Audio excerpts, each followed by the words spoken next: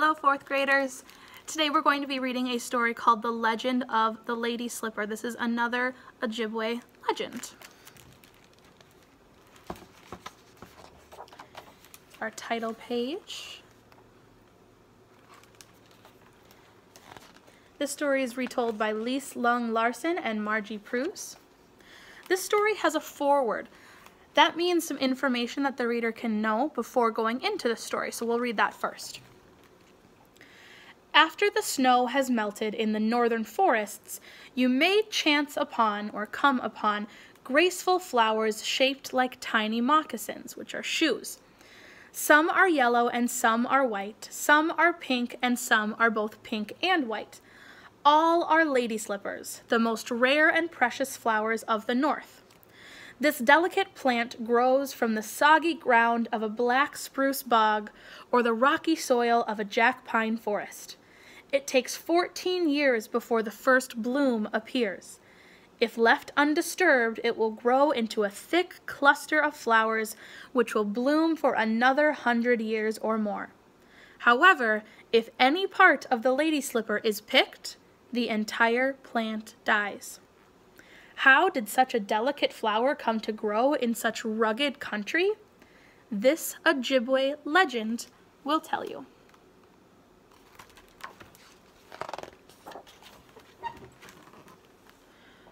Once there was a young girl who lived with her mother and father, sister and brother, aunts and uncles, her many cousins, her grandfathers and grandmothers, and all of her people in a village among the whispering pines.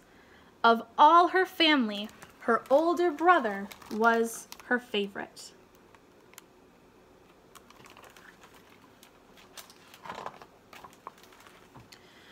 He was as strong as a bear, as fast as a rabbit, and as smart as a fox.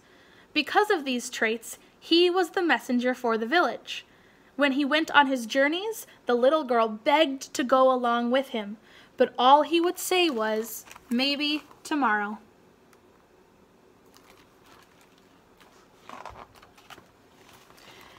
Then one day, a terrible disease struck. The little girl watched as, one by one, her people became ill. Her grandparents, her aunts and uncles, her sister, her mother, even her father fell ill.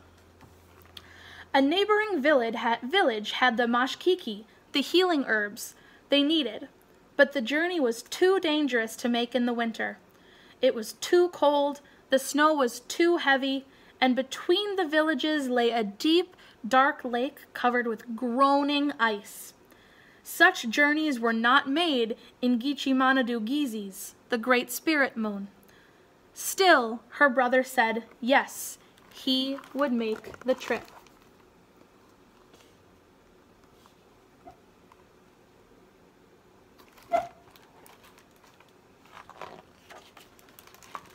But then, even he became ill. Now the little girl thought surely there was no one else to go unless she herself were to make the journey. Maybe tomorrow, she thought. But looking at her brother, his face bright with fever, she knew she had to leave right away. She found her moccasins, the beautifully beaded moccasins her mother had made her out of deerskin, and she tucked warm rabbit fur inside them. Then she slipped them on and stepped out into the raging storm. It's our main character and her brother. And our main character's moccasins, which are like a traditional shoe.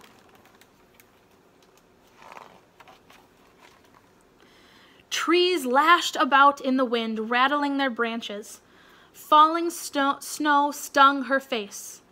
"Mashkawizin," it hissed, "be strong."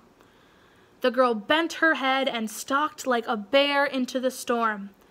The snow tugged at her, but she charged through it, plunging into the wind.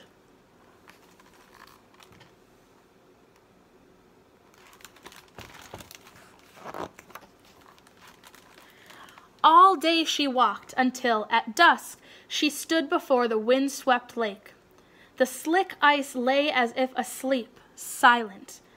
On the far shore, the wigwams of the other villages glowed warmly. The little girl stepped out onto the frozen lake, and the ice shuddered and woke. "Da-da, Tabine," it rumbled. "Go quickly." So the little girl ran like a rabbit, skittering and slipping.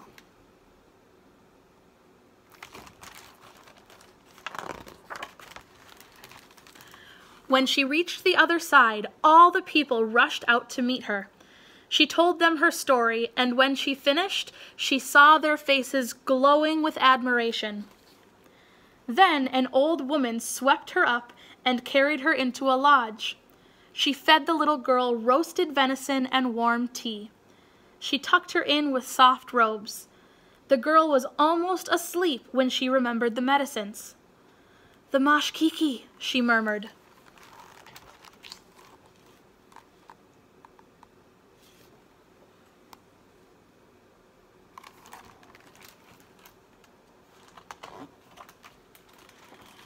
"We will bring you and the mashkiki to your people," the old woman whispered.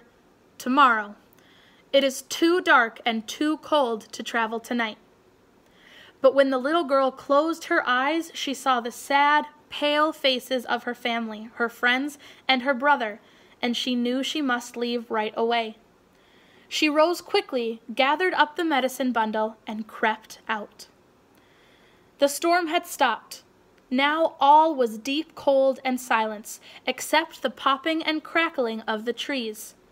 Her eyes stung. She felt the frost gather on her cheeks. She pulled her robe tight and hurried across the lake.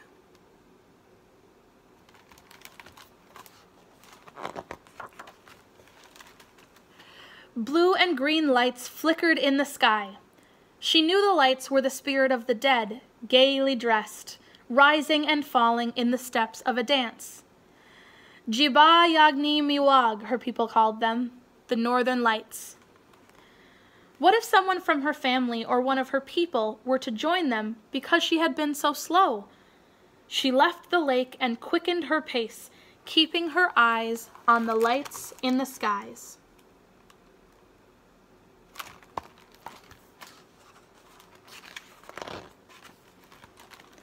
Suddenly, the snow collapsed around her and she was buried up to her arms. She kicked and punched at the snow. That was no use. She churned her little legs as fast as they could, as if to run out of the snow. That only dug her in deeper. Above her, the dancing spirits leapt and spun. Maybe she would be the next one among them, she thought. She fell back, exhausted. "Nibwa Khan," the snow around her whispered. "Be wise." Yes, she must be smart like the fox who thinks his way around the trap.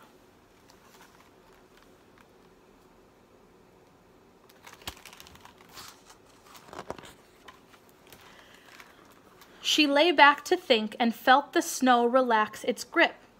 She lay further back and it let go a little more. Slowly she wiggled and turned, paddled and swam her way out of the snow. "Ho-wah!" she sang out. Her feet were free. But then, "Gawin! Oh no!" she cried. Her feet were bare and cold.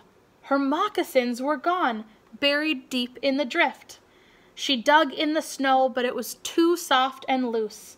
She wiped her nose on her sleeve and continued on barefoot.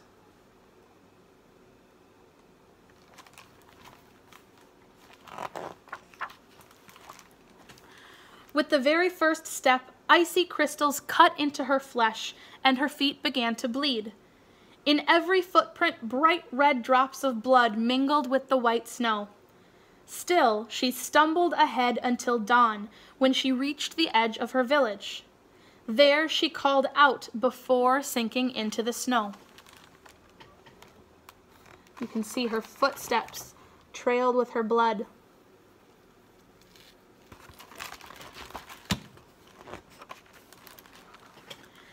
The people from her village, even some of the sick ones, ran out when they heard her cry. They carried her back to her lodge and wrapped her swollen and bleeding feet in thick, warm deerskins. Because of the mashkiki, the people were healed. The little girl remained weak for a long, long time, but soon after the snow melted, she, too, recovered.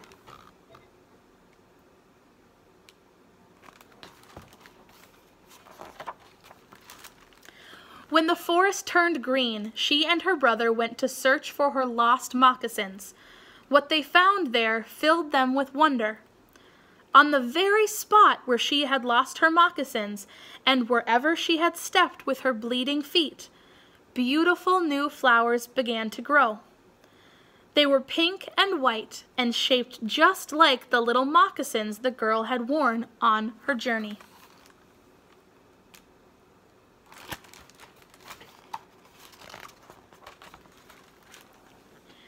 The Ojibwe people named the new flower Moccasin Wabigwan, which means the moccasin flower. Today it is also called the lady slipper.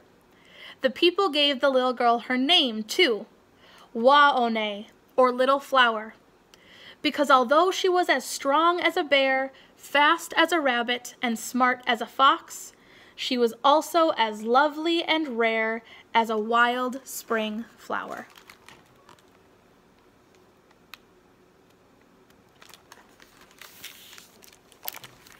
I hope you enjoyed the story of the Lady Slipper.